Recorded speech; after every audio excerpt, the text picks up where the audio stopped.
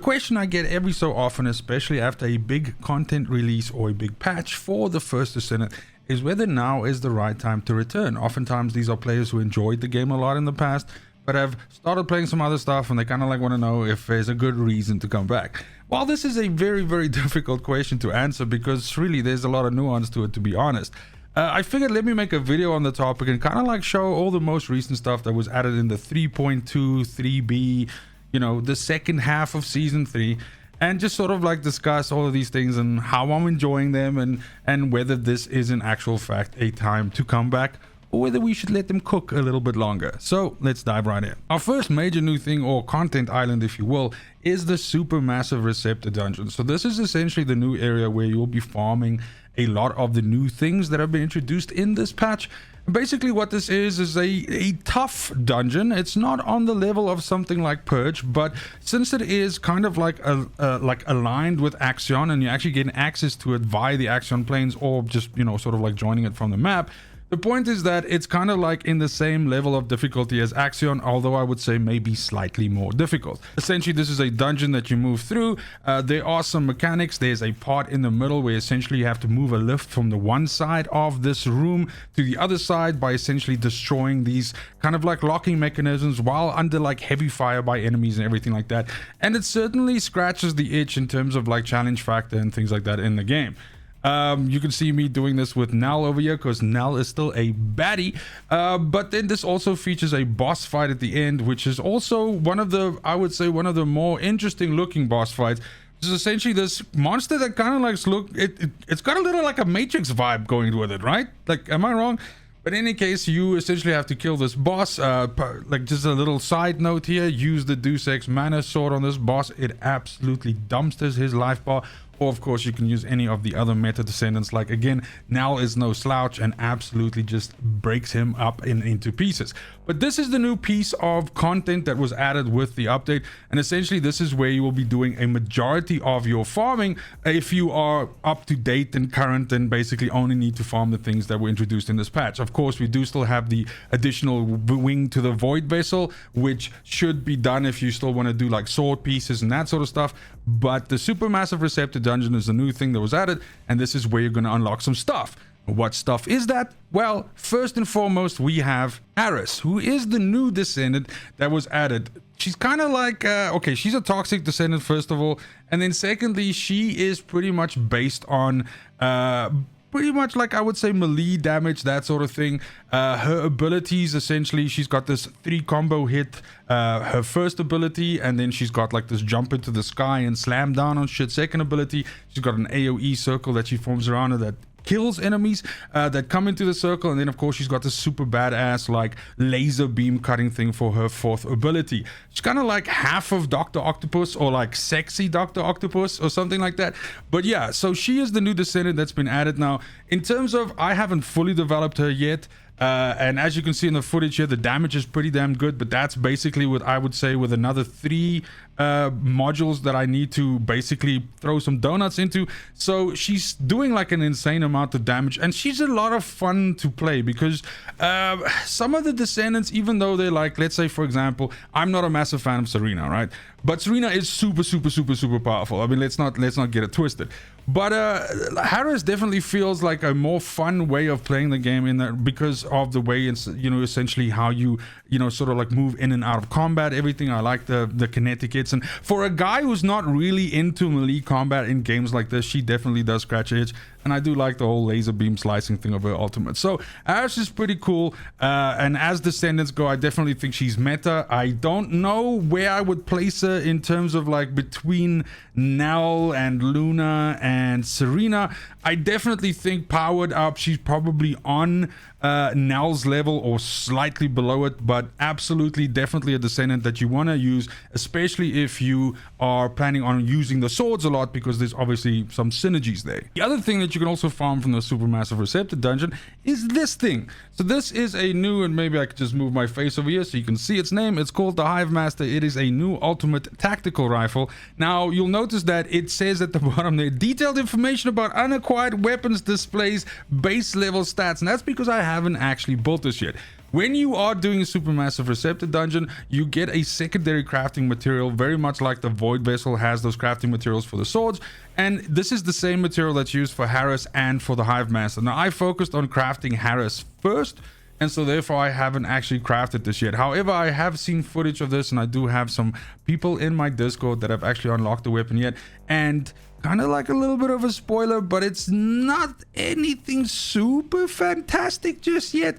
But basically the premise of the weapon is that you essentially incubate enemies with like this sort of like bug that attaches to the enemy, and then when you deal damage to the enemy that has the bug attached to it, that some damage will then shoot out from that enemy to the enemies around that. So that's pretty much the idea of how this gun works. Now, of course, I will make a dedicated video to this weapon once I actually have it fully maxed out at 4 out of 4. But yes, this is also one of the things which essentially you will be farming for in the Supermassive Receptor dungeon. There's also 2 new external sets which come from this dungeon. So dude, this dungeon is chock and block full of stuff. But there's 2 new basically external component sets that also come with it. The first one is the Hazmat Disposal Team, which kind of like seems like it's tailor-made for Harris, but it is a toxic sort of like flavored set. And then you also have Pulsating Power, which basically focuses around emission type skilled descendants, and then it kind of like ramping up that emission damage but making the skills cost more. So the effect of this being that once you actually start doing an emission skill, then each consecutive hit will hit harder, but it'll also cost more to actually, you know, pull off. There's been such a massive amount of additional sword modules that have been added.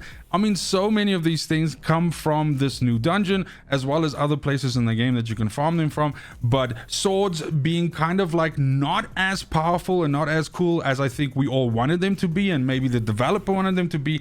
There's, for example, tons new modules and so on for swords. So you can see now we have 115 modules that are available in total to be unlocked for swords. So this is definitely going to allow for a lot more development on the sword side, and essentially making swords a little bit more compelling to use. Alongside that, we also got 3 new trigger modules. So Steel Vanguard, Relative Speed, and Domino Drive. I've only managed to find Relative Speed so far. Again, these also coming from the new dungeon. So so far everything that I've been talking about is coming from this new dungeon, but essentially these ones are the same ones that we discussed during the review of the patch and so on. So Steel Vanguard basically working around clash type skills, and the damage that it deals is actually based on the element of the reactor that you have equipped. So it's a very versatile trigger module in that way, because you can use it to deal AoE fire damage, AoE toxic damage, anything like that.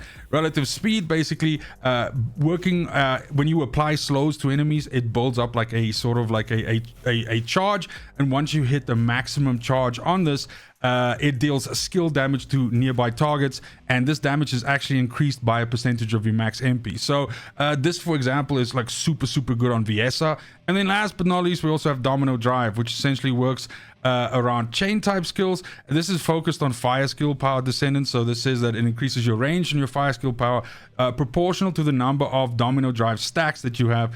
And then basically as you use a skill, it builds up these Domino Drive stacks, and then that basically procs the effect. So something good here, for example, someone like Izumo or Blair would work very well here, because both of those guys have like chain type skills. I would say the game changer though with this patch, despite everything else that we've spoken about so far, is the addition of Ancestors modules, right?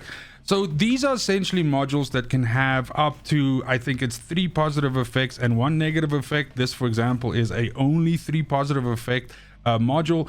This is kind of like a game changer for builds in a way, because if you get a decent roll on these, then they can essentially replace up to 2 to 3 modules on your Descendant, which of course frees up slots on your Descendant to, you know, put other stuff in. So this can be very powerful if you get the right rolls on them. What's very important is that these actually have a mastery rank requirement to them, which randomly gets assigned to the module when it drops. So it starts from 10 and can go all the way up to 30.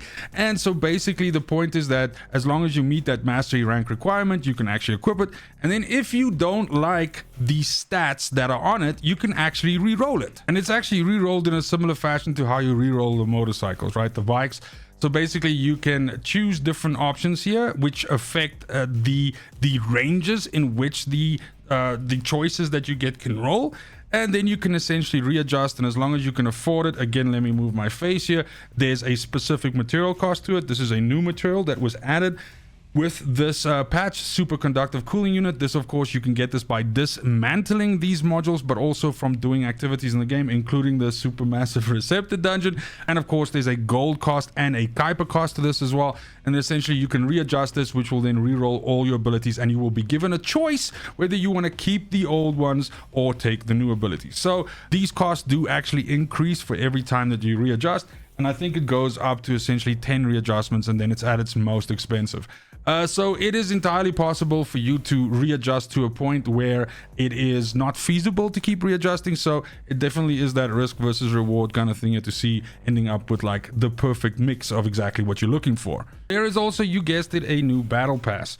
And that actually brings us to the other new weapon that was added with this patch. And that is the Hypernova. So maybe it's better if I actually go to the weapon in my inventory.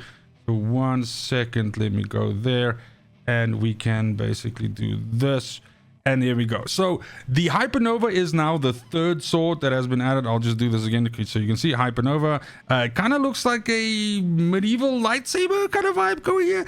Now, its unique ability basically says that when the special attack button is pressed, it throws the weapon to deal damage to all enemies within range. The thrown weapon creates an antimatter field, which basically tows. Here you can see what it looks like. This is pretty damn sweet. And this then says that on retrieval, the antimatter field dissipates and causes an explosion. So when you go jumping into that antimatter field, basically where you threw the sword to, and then this basically then gives you the explosion as well. So out of the 3 swords, again, I'm not a sword guy, but out of the 3 swords so far, this one happens to be the one which I actually like the most, and I'm actually running it on Harris at the moment, and it is pretty damn spicy. So I really do enjoy that, and this might be the thing that brings me over to the sword side of things, I guess. And then last but not least, you guys know I'm not big into like the cosmetics and stuff like that, but I do know that there's a whole bunch of Bayonetta peeps out there. So I do think that this is one of the bundles. Again, I am not a fan. And this is absolutely this, you know, you get some people that like the cosmetics and some that don't. I certainly believe there's an entire group of people that play this game especially for the cosmetics, and you know, power to you. I like the whole coloring, the outfits and everything like that. Like, you guys know that all my stuff has its own color palette, the black and white, everything Stormtrooper vibe. Really love it. But if this is something that you're sort of into, then obviously there's a whole Bayonetta vibe thing going on here. And I do know there are some people that are Bayonetta super fans, so that's definitely a thing. But that brings us to the meat and potatoes of the video, and that's basically, is this the right time for you to come back and play the game again? And I'm gonna answer this by actually asking you a question.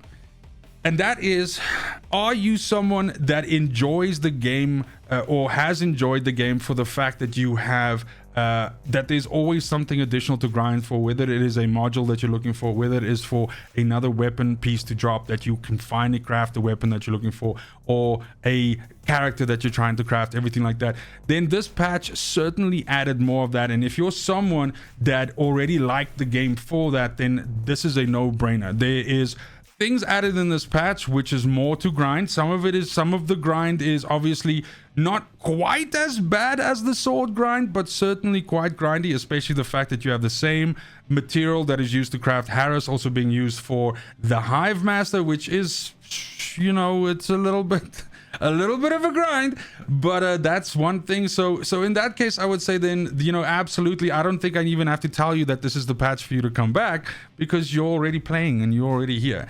And then for those that have dipped out and basically decided to just take a break and everything like that, maybe the swords patch broke them a little bit, or maybe even before that, and the point is that they are kind of waiting for things to be shaken up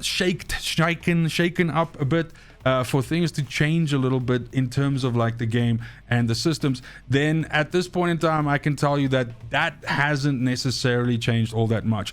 I can see that there are some things happening in the background in terms of like the game and so on, because when we look at the way how the Supermassive Receptor dungeon works, that you don't actually pick the reward and then have a chance to roll options out of that reward and end up fucking rolling money or something like that, which you absolutely do not want to roll, and that's what's so frustrating about the sword grind.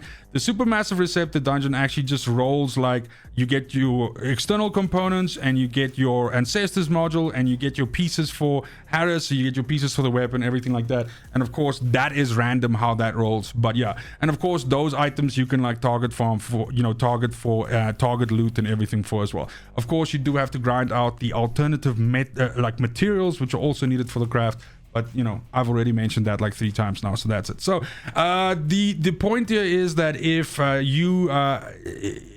you enjoy the First Descendant in its current format, then you probably haven't left. And so this patch has brought some additional build variety in the terms of the Ancestors modules, and definitely can create situations where, I'll give you an example. I built all my Descendants glass cannon. Now with like the Ancestors modules, it's going to open up 1 or 2 slots where I can actually put in HP and stuff like that. So now my Descendants will be a little bit more tanky while still dealing the same amount of damage or even better. So I'm fucking all for that. I love that. And if you're the person that's waiting for the right patch to bring them back, if things have been shaken up and changed a lot, then I can comfortably tell you that this is business as usual in many ways, and we got to let them cook a little while longer. And also remember that season 4 is kind of like, in a way, kind of like starting to become a reality and coming into fucking, you know, vision and everything like that. So we got to see what they're gonna do with that. But that's it for the video. Let me know in the comments down below if there's anything that you wanted me to touch on more, you wanted, you know, me to cover a little bit more, everything like that. I think I hit most of everything. There's possible that 1 or 2 things got left out. It happens, and please let me know in the comments if that is the case. Other than that, thank you very much for watching. I appreciate you. Until next video, fucking cheers.